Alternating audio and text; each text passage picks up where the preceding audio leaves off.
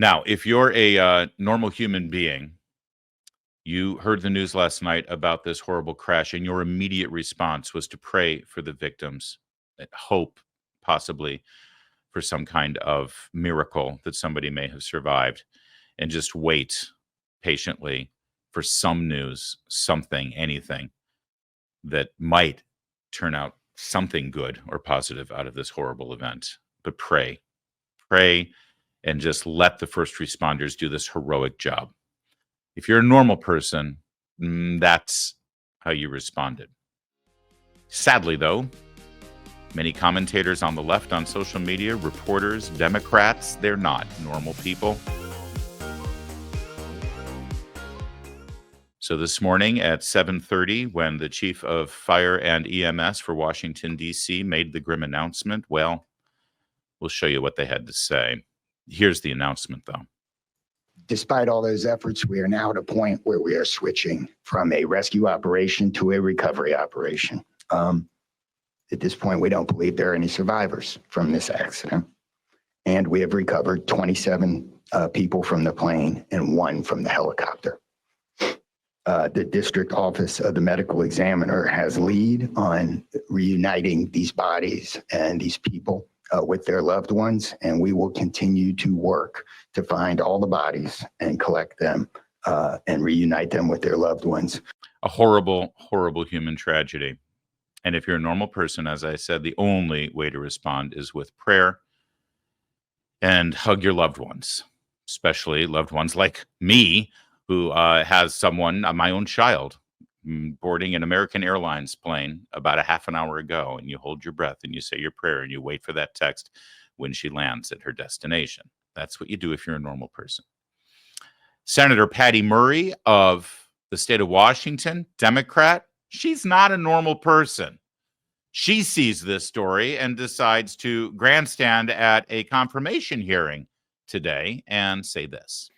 HHS has really broad and critical responsibilities to protect and preserve healthcare and social services, from women's health to childcare to biomedical research. That's just a few.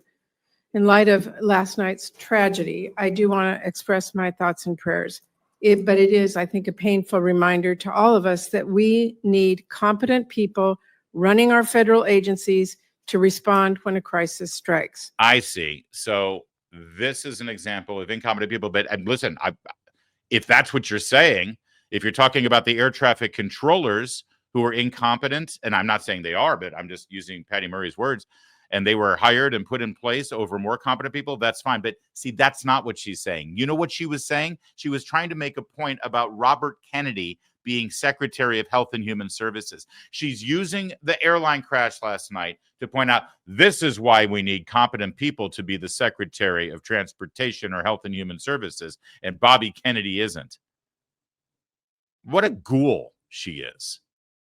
Abby Phillips, also not a normal person, anchor at CNN covering this tragedy in real time, also had her opportunity to blame who now?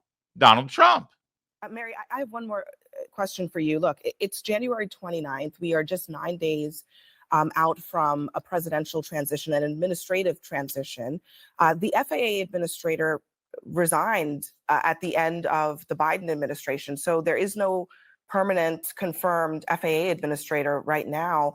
This is going to be a time when there's going to be a lot of public communication, right, and a lot of investigation of what happened here. What do you anticipate this transition period is going to mean for what happens today and tomorrow and in the coming days as we find out what happened here? Well, it's just another high watermark for CNN. You know who else isn't a normal person who just focuses on this as the human tragedy that it is? Everyone who works at the Washington Post editorial board. Let's zoom in on their front page today. Again, this happened in their backyard. This is a local story in Washington, D.C. Their headquarters is a few blocks away from the crash site. Above the fold, picture of RFK. White House office withdraws orders that froze spending. Next columns. RFK Jr. faces blistering questions. Buyout proposal highlights Musk's broad influence. Trump skirts and stretches law on the civil service. Why is this not the top headline? Why isn't it the second tier headlines? Scrolling down further, Trump orders 30,000 bed Guantanamo Bay deportee camp. All the way down in the lower right, a tiny little 1-inch column, bodies pulled from Potomac after collision of aircraft. You're a newspaper in Washington, D.C. It's literally your job to cover what happens here. And you're more interested in Bobby Kennedy facing blistering questions. You know who else isn't a normal person? Neera Tanden, left-wing liberal commentator. She decided to highlight the fact that the FAA chief quit on January 20th after Elon Musk told him to resign, because this is Musk's fault. You see, Elon Musk is responsible for this. Even a picture of Elon Musk there. I'm surprised she didn't pick the, fake Nazi salute photograph for her attack on him.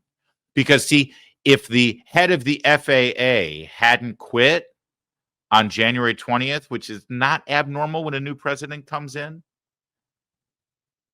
apparently this wouldn't have happened. If you're Neera Tanden, if you're not a normal person. You know who else is pretty abnormal? Bakari Sellers, left-wing race-baiting commentator for CNN. Bakari Sellers also pointed out that Trump was responsible for this. He posted this on X, the Everything app, 8 days ago. What was 8 days ago? Trump's dangerous freeze of air traffic control hiring. 8 days ago. He posted this within an hour of this crash.